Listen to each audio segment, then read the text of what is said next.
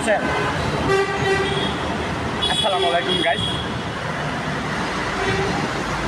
আমি এখন আপনাদের খেদমতে গোটা মুসলিম উম্মার ভিতরে যার পজিশন নাম্বার 3, 1 নম্বর পজিশন বিশ্বনবী মুহাম্মদুর রাসূলুল্লাহ সাল্লাল্লাহু আলাইহি ওয়াসাল্লাম, 2 নম্বর পজিশন আবু বকর সিদ্দিক রাদিয়াল্লাহু তাআলা আনহু, 3 নম্বর পজিশন খলিফাতুল মুসলিমিন সাইয়েদনা ওমর ফারুক রাদিয়াল্লাহু তাআলা আনহু, যার উপরে আল্লাহ পাক নিজেই বলেন আসাদুহুম ফি আমরিল্লাহি ওমর, আমার দিনের জন্য, আমার দিন প্রতিষ্ঠার জন্য সবচেয়ে কঠোর ছিলেন ওমর ফারুক রাদিয়াল্লাহু তাআলা। বন্ধুগণ, আমার মদ খাওয়ার অপরাধে তার ছেলে আবু সাহমাকে মাফ করে।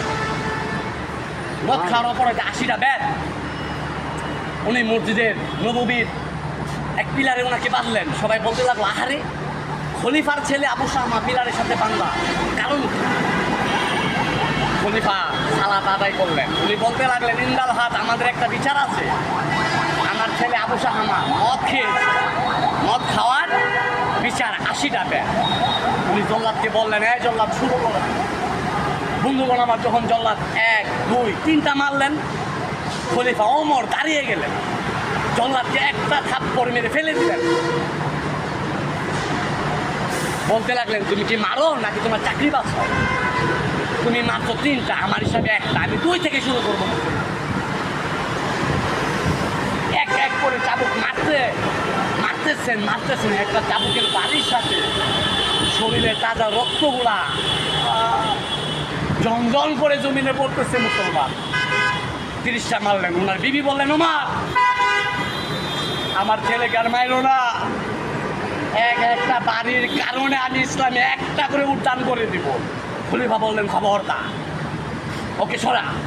রাগে ওনার শরীর রাগে গড় করতেছে। মুসলমান এক হাতে আসে 50টা বাড়ি দেওয়ার পর দুনিয়াতে বিদায় হয়ে যায়। দুনিয়াতে বিদায় হয়ে গেলেন, তখনও খলিফা রাগে গড় করতেছে। বলছেন, ওকে গোসল করা, ওকে কাফন পরা, ওকে জানাজা দে।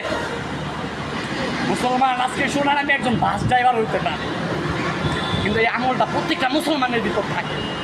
খলিফা বললেন, ওকে জানাজা পড়া, কবর দিলেন। বাকি 30টা বেদ ওনার ছেলের কবরের উপরে মারলেন, মেরে সিনা টান করে দাঁড়িয়ে গেলেন। বলতে লাগলেন, আল্লাহ, তোমার দিনের জন্য আমি আমার ছেলে আবু সাহমাকে মদ খাওয়ার অপরাধে মাফ করিলেন।